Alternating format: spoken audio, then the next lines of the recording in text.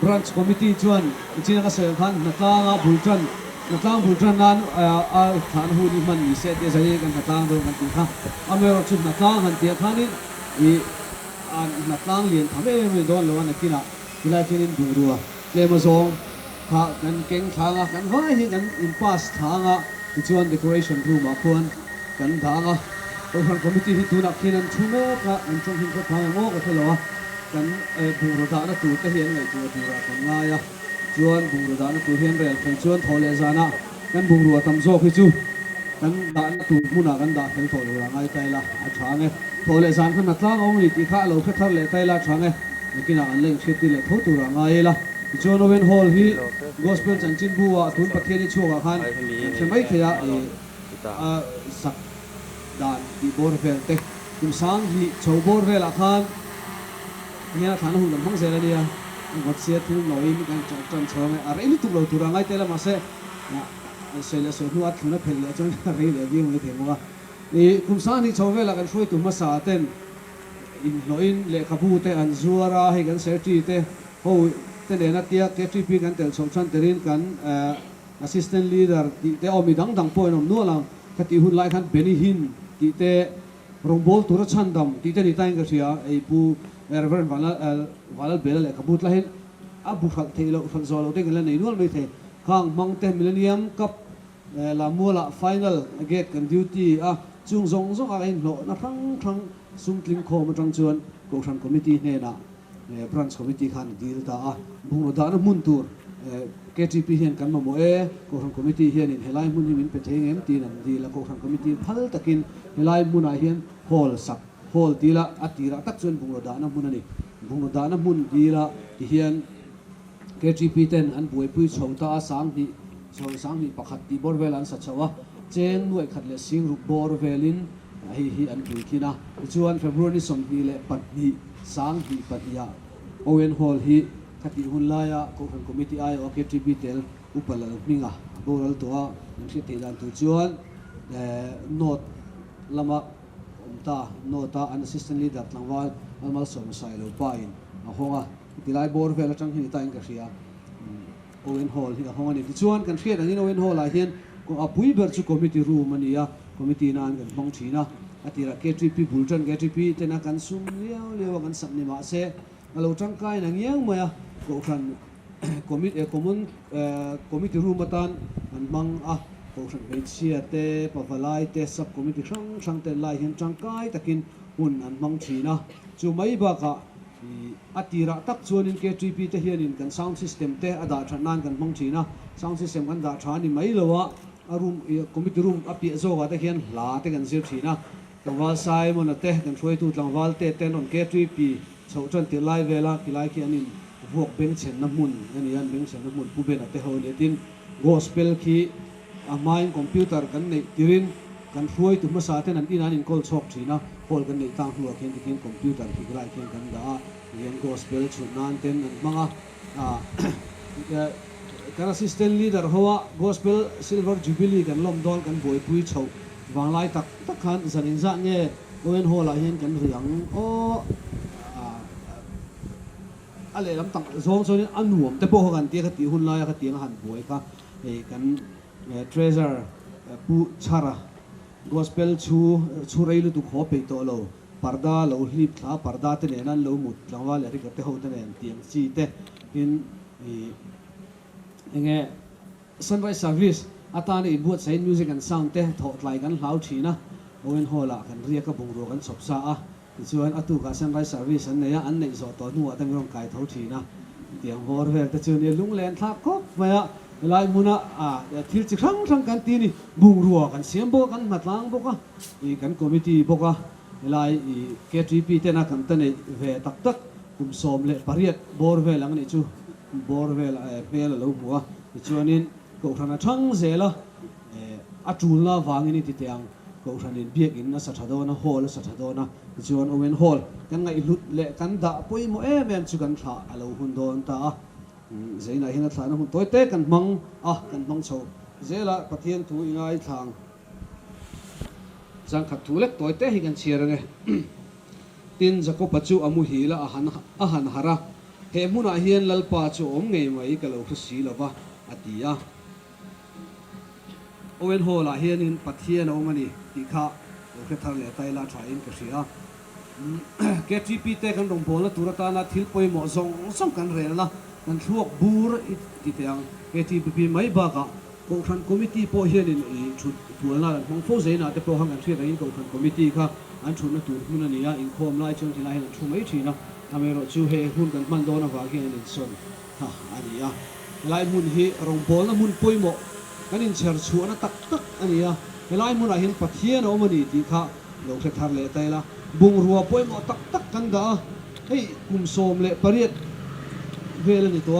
bung ro poi mo tak tak kan da cha bi da na kan khede ubek boka ka fiat chu lo chon thil bo lo om mi lo ka thiên ni lai mun hi lai hol hi KTP Bethlehem branch KTP ten rong kan bol na mun poi mo tan min da sakamin ven sakani ti kha khe thar le tai la zena ahun top kan mang theya helai ahun top mang theya kan om te hi lo mila kan thui tu ma sa ten kan tan thil lu thil tra min lo lu chia saka min lo sak saka chung te po chu lom na chang the zel turin ganin nge na han en wang taula asak mang abung ruwa a nge aman ruwa zong te hi aro pui mi lo ni thil ro pui tak pakhat rom lo achunga po thil ro pui bung ro pui pakhat bang an da lo am ber chu pathian na mang mi ni ke mani ya po tuma enge mi chang kang mi ro pui tak akanom lo mi ton te kan ni amer su pathian in min man du chuan pathian man tur kan in pet phot chuan pathian in min mang thei ni ti kha Owen hol atang hen a thar le tai la a thain ga ria chu sei ti to ni ta se pathian ne na trong chang le alpa kan pathian min mai tu na in hun tha min pe hun lo min pe a Christian thalai pol te zena hun thatak nei min pe a in khom na hun min pe a in hen a lom thu kan thun che ni an in khom bana helai muna hun poi mo tak mai kan manga alpa Christian thalai pol Bethlehem branch te tan Owen hall min pe a kan tan a hlut zia hi thuin kan sei chuak zo lo ani kum eng mo za chu helai muna hian thil chi sang ti in I rong kan bol na turata na thil poi mo te relin ti in hun kan mang thina helai hi kan in ha na mun berania kan rin rol berani alpana in min shuaya helai mun Owen hall mang hian nang in mal min soma I rong kan bol te nang in min phal saka I rong kan bol na thil kan ti chi sang te nang in mal min som sakani ti kan sia a zena hian atharin inena lom thu kan soeni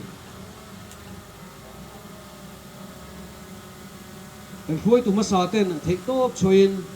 KTP tena lai muna bung ruwa kan da na tan tele ro kan rel na mun atan te tia hol an lo sak chu Kohhran thang zela lalpa bia in sak that le hol sak that te lo ni chok don ta ka wangin thia alo ni don ta a he hol hi thian ma se irong kan bol zel tur ero chu lalpa tu man engma in min dal thelo ani ti atharin min riat chu non tira kan duwa he hol tlom te hi mang angin lalpa eni mi tlom te te hinang min mang zel irong bol zel turin nang min ti chak thar zel la kan du in he na anin lan thar non le Kohhran kutke tura thalai in buat sei mek kan nia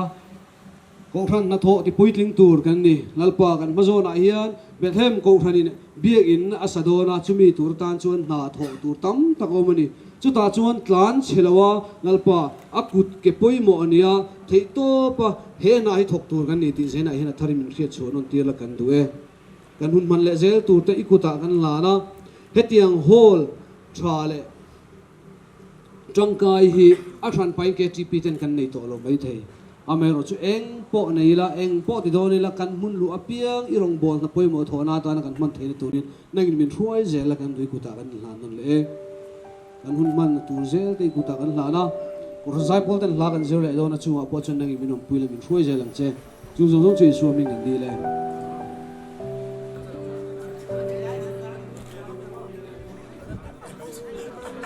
lại rằng vào khăn liền luôn này đâu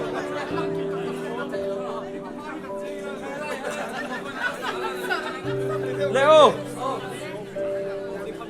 Leo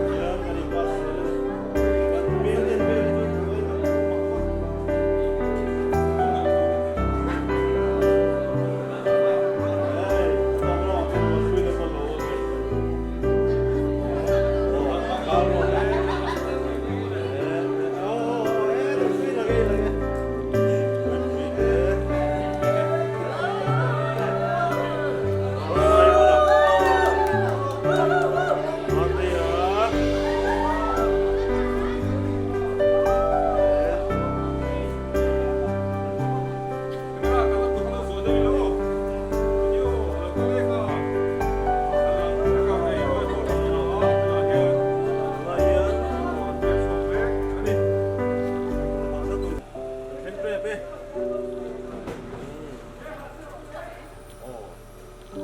Treasure, David up. Wangi, alo goma. Deko lang pang alo goma ni his goma.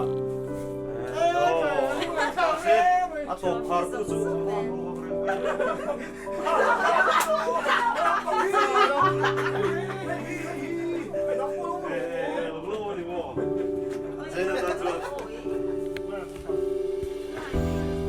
Owen out sakla ya. Important Owen, karena Awi daw sa tagburo tiro ka ba parang ni. kan isang daw ka ani ba ya. Program daw sila naktu thole ni isang ka naktu inga Zan dar sariya kan lang le naktu ba hian Video dro. ro tak tak kan thierang chania chuan Thlahna hun kan banga tu ka ona tu mili February sang isu Nili sana kan dalu tak tak dor ni.